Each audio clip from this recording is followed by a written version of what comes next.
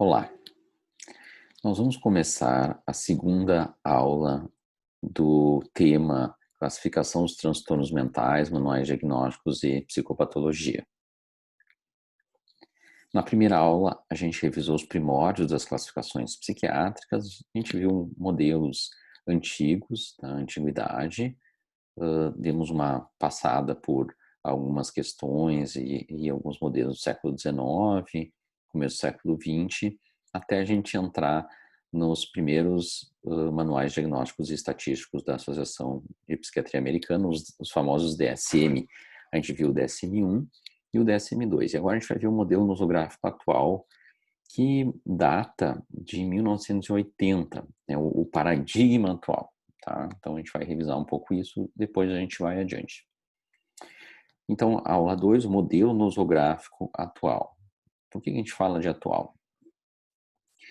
Então, a gente viu na aula 1 a necessidade de um novo modelo, né? A gente teve a descoberta dos psicofármacos, a gente viu a fragilidade das classificações e como elas determinavam diagnósticos não confiáveis em psiquiatria, as críticas que a psiquiatria foi alvo em virtude disso, a perda de credibilidade no modelo da psiquiatria lá da década de 70, e mudanças culturais e de comportamento que também determinaram um novo olhar sobre as alterações de comportamento dos transtornos psiquiátricos, deveriam se adaptar à realidade.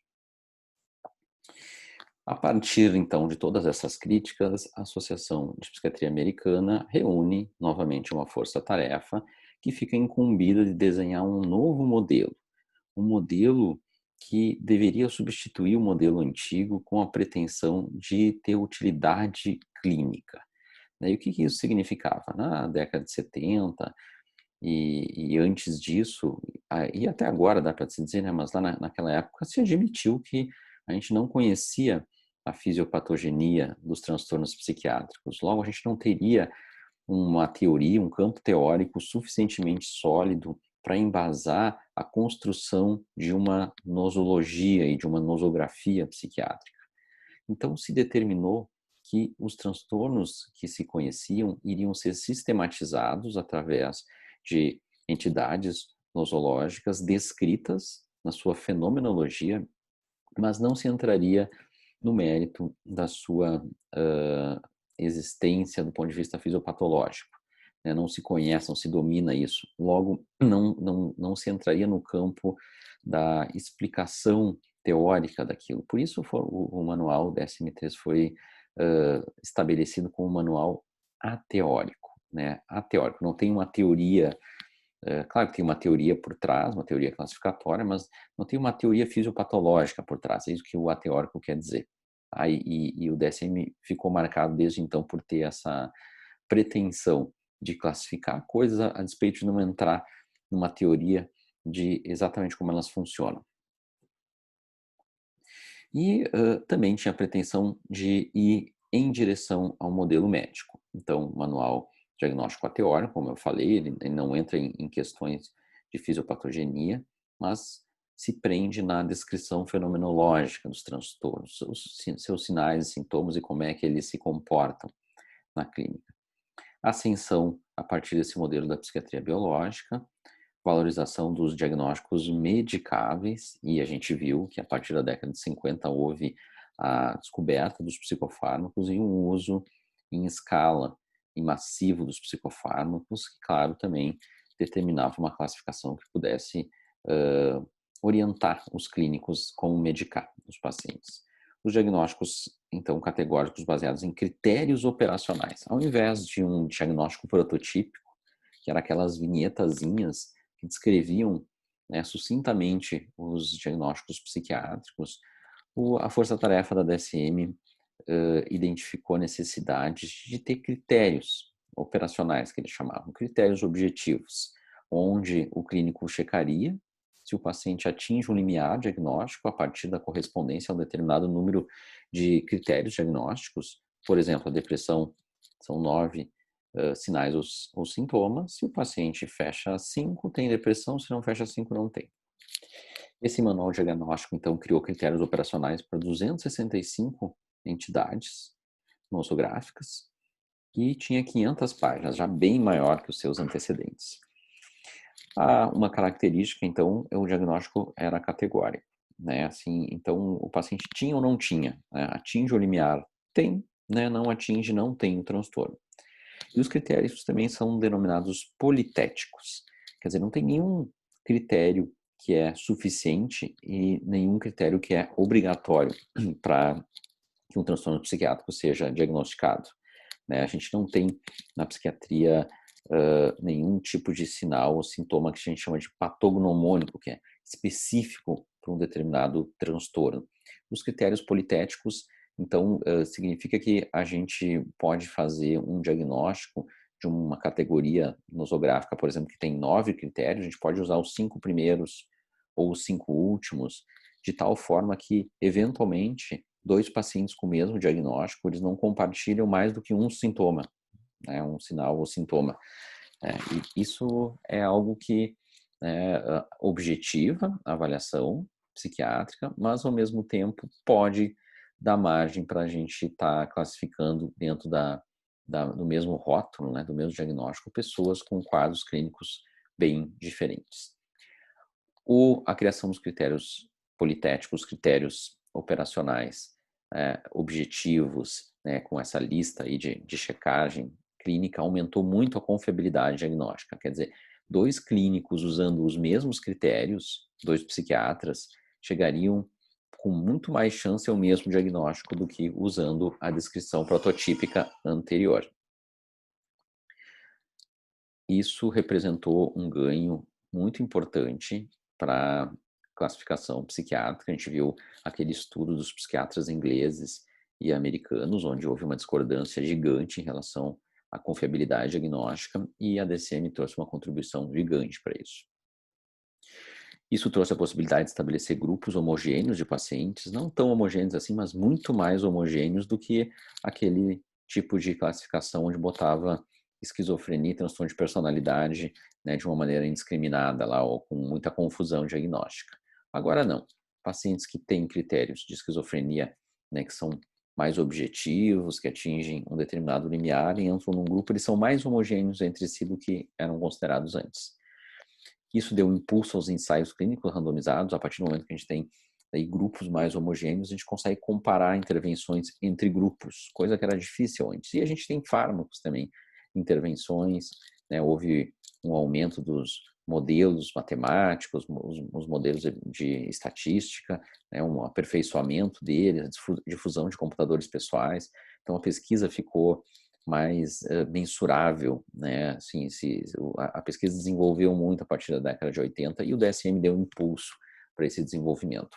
O aumento do uso epidemiológico, censitário e governamental dos manuais, né? Então, a CID-8, depois a CID-9, né, principalmente, foi muito difundida para uso governamental, para as classificações de doença, nos sistemas de saúde, utilizando também critérios operacionais, e o DSM também começou a ser usado para muito estudo epidemiológico, para ter uma ideia de prevalência de transtornos psiquiátricos.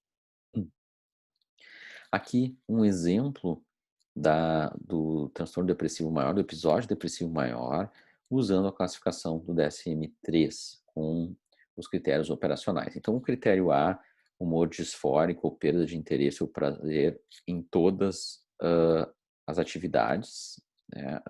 Então, ali já determina um critério operacional que, sendo correspondido, tem que ter mais 4 dos 8 seguintes. E daí cada critério é descrito de uma maneira objetiva e é simplesmente um somatório de critérios. Se o paciente tem aquilo, perda de energia ou fadiga, né, pontua. Agitação ou retardo psicomotor, pontua. Pensamentos recorrentes de morte, ideação suicida, desejo de morrer ou tentativa de suicídio é um critério. Tá? Claro que isso coloca dentro de uma classificação, né, ou dentro de uma lista de sintomas ali, uma situação que pode causar distorções, né? Uma tentativa de suicídio e uma insônia, elas não deveriam ter o mesmo peso para a gente classificar uma gravidade de doença, por exemplo. e aqui a gente está botando elas valendo um ponto como assim, se todas tivessem o mesmo peso. Então, é uma crítica, mas isso já trouxe um acréscimo. E assim, todos os transtornos ganharam uma lista de critérios operacionais. De novo, nenhum desses 8 aqui era necessário ou suficiente. Então, para 2 pacientes diferentes poderiam ter sintomatologias muito diversas. O Robert Spitzer era o chairman da força-tarefa da DSM e uma das declarações dele foi essa: um grande compromisso dentro do campo da psiquiatria, o de apoiar-se unicamente em dados fiáveis para entender os transtornos mentais. Então, a psiquiatria se volta muito para a epidemiologia, para a estatística, para os estudos de campo e começa a se alimentar disso para uma tentativa de validação das entidades nosológicas, que se conhecia dos construtos psiquiátricos. O DSM virou a bíblia, então, da psiquiatria. O resultado, uma mudança de abordagem, né, um comentário que surgiu na época, né, de um estilo orientado para o insight, né, que era um estilo mais psicodinâmico da avaliação psiquiátrica, para um estilo orientado pelo sintoma, mais descritivo. Uma vez que para fechar diagnóstico o paciente teria que ter uma sintomatologia que cumprisse um número mínimo para atingir o limiar lá de sintomas, então a gente tinha que descrever o que o paciente tinha, o fenômeno, né, o que apresentava o paciente. Tá? E essa foi uma mudança muito grande. Não mais a compreensão do que ele tinha, mas a descrição do que ele tinha.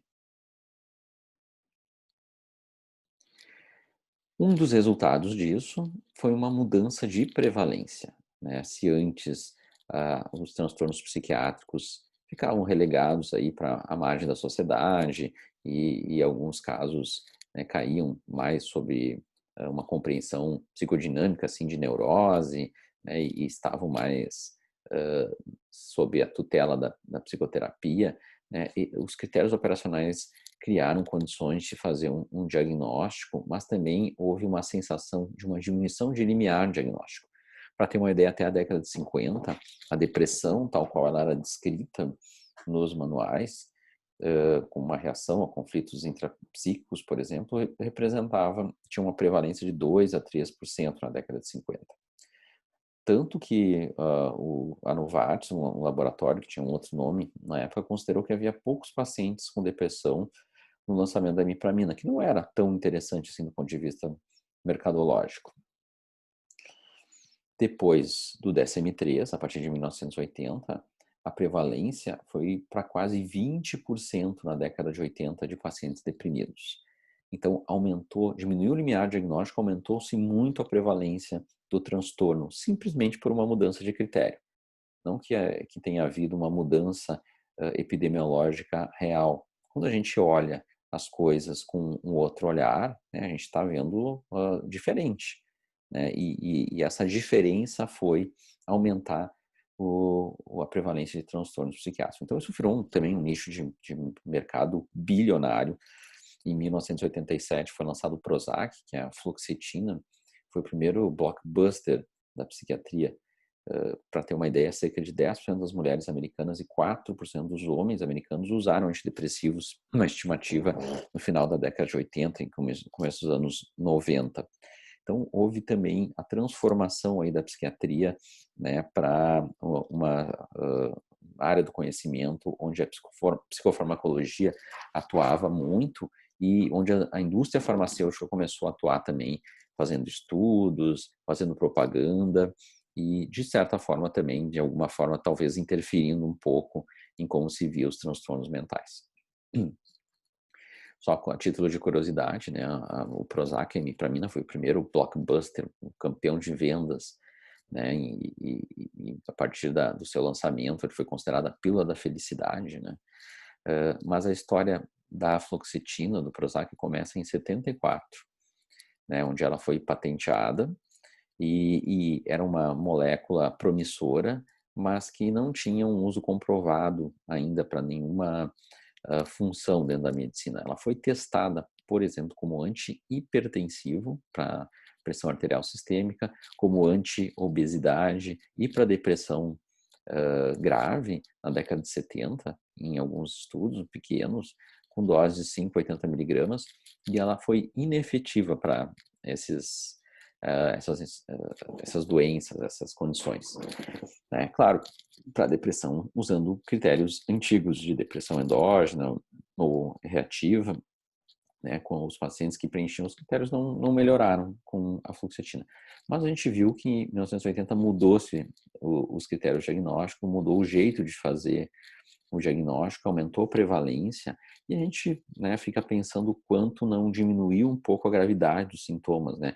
Já que também diminuiu o limiar para o diagnóstico, pessoas que antes não eram consideradas deprimidas passaram a ser consideradas deprimidas. Então, dentro já dessa nova lógica, um estudo, então, na década de 80, com depressão leve, achou resultados positivos em 5 pacientes e, então, ela foi aprovada em seguida, com mais alguns estudos na FDA em 85, em 29 de dezembro, e em 29 de dezembro de 87 entrou no mercado americano, foi um sucesso de venda, uma explosão de prescrições.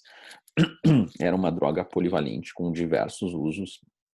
Ela era muito efetiva também para ansiedade e provavelmente os pacientes que melhoraram desses ensaios clínicos iniciais eram pacientes com depressões ansiosas, porque ela é muito ansiolítica, né? Mas a gente teve uma série de outros usos aí, por exemplo, para transtornos alimentares e outras coisas. Virou a pílula da felicidade americana e abriu o caminho aí para outras drogas que vieram depois na rasteira da fluoxetina.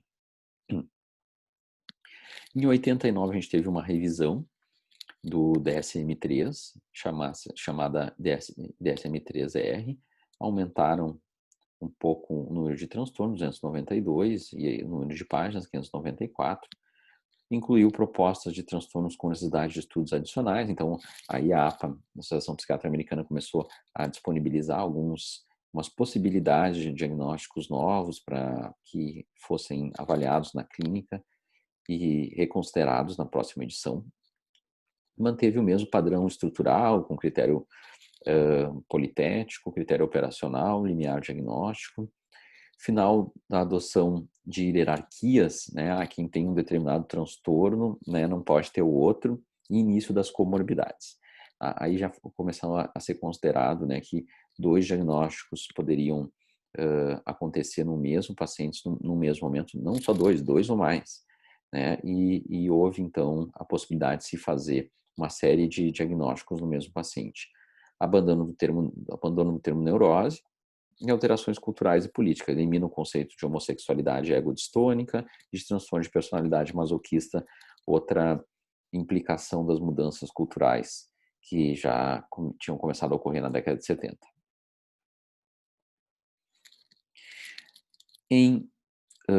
No ano de 1994, foi lançada a DSM-4, então a revisão da DSM-3, o chairman, a pessoa que liderou a força-tarefa foi o Alan Francis, do Departamento de Psiquiatria da Duke University, que trabalhava com transtorno de personalidade, mais um aumento, né, pequeno, mas um aumento no número de transtornos e um aumento grande no número de páginas, né, mais um apêndice na DSM-4.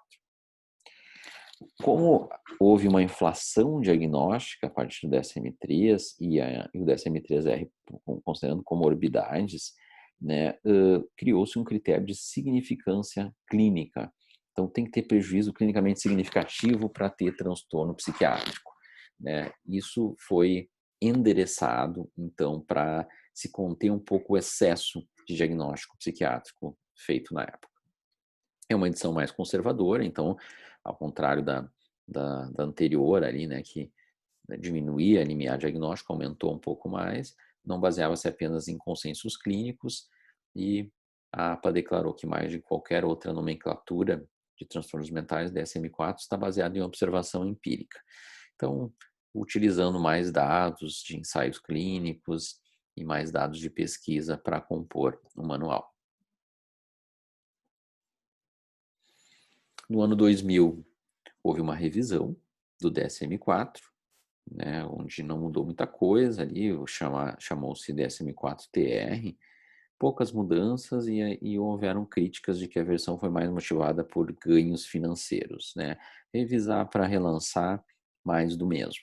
E alguns livros acessórios, guia de uso, critérios diagnósticos, diagnóstico diferencial do DSM-4TR, então a APA também ganhava dinheiro vendendo a obra, né. Mas claro, continuava sendo muito usado o DSM cada vez mais, ah, se multiplicavam os estudos, aí nos anos 2000 a gente já estava vivendo uma outra época também dos estudos de psiquiatria e de neurociência. E era essa época aqui, né, de 1990 a 1999, o governo americano, através do presidente George W. Bush, lançou uma iniciativa que, endereçava estudar profundamente o cérebro. O George Bush chamou a iniciativa de década do cérebro.